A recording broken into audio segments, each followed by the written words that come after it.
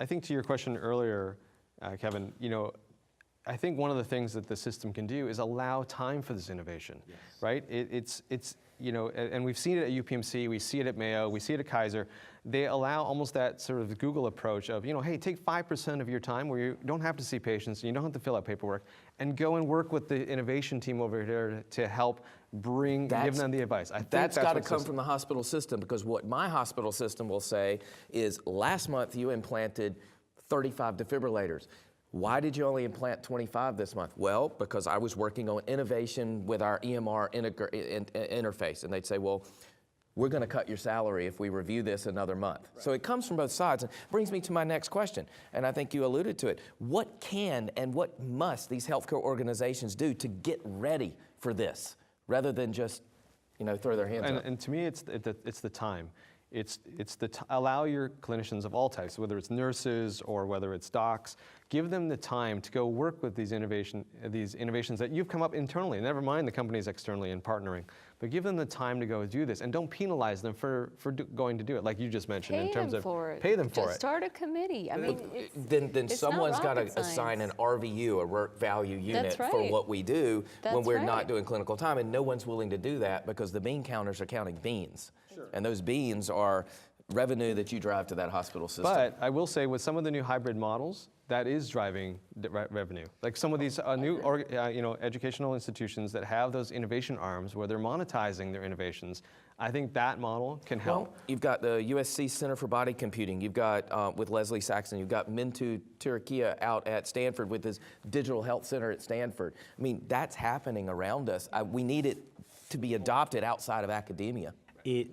It's a blessing and a curse, because right now every pharma life science company, including those ones who are tangential to, let's say, prescription drugs, have a CEO who calls the director of whatever and says, we need an accelerator or an incubator or one of those collaboratories, whatever the hell that is, because there's J Labs, and there's Mayo, and there's all these places. And what they do is they adopt a generic formula to seek innovation. They adopt a generic formula. They pull together a head of innovation who is usually the guy whose product is off patent or is conversant on Twitter. Oh, give it to Bill. He's on Twitter. It's not structured correctly. And they pull together a generic constellation of people and say, let's have a hackathon, and in 3 days, let's come up with a new idea.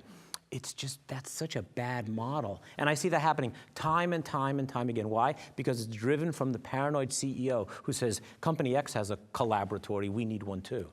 Where this can work, again, healthcare being local most of the time, telehealth aside, is where you bring the regional payer together with the provider, with the innovators, so where there's even a community college, which is training a lot of people on EHRs in many smaller markets, mid-sized markets, come together with a Blues or another regional payer, provider integrated system, group of physicians in the market, group of patients with a particular condition, and you start to work together in that ecosystem way. It's the only way we're really going to move the needle on costs and quality in our local markets and access, because that's, again, a role the hospital can play, and the payer's got to be part of this as well, because that's where the treasury function is for all of this. To your point about getting the business model correct. If the leader of this academic medical center or a health system, the CEO, maybe is an MD CEO, we see a lot of success in that model, or the CMIO like Rasu Shrestha at UPMC. Rasu is that rare MD, MBA, got it together.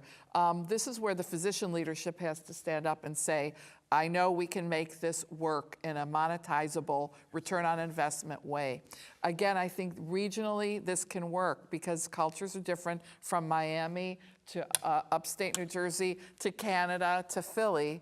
And so you have to figure out who are the players in that market. And in North Carolina, again, in your market, is going to be different than in further south in Alabama. That's right. Jana, you're spot on. In Miami, Nicholas Children's Hospital, Dr. Narendra Kinney, he's a physician, he's a former health tech executive, he's a pediatrician. They are doing all kinds of innovation in our region, and it's amazing actually what they're doing.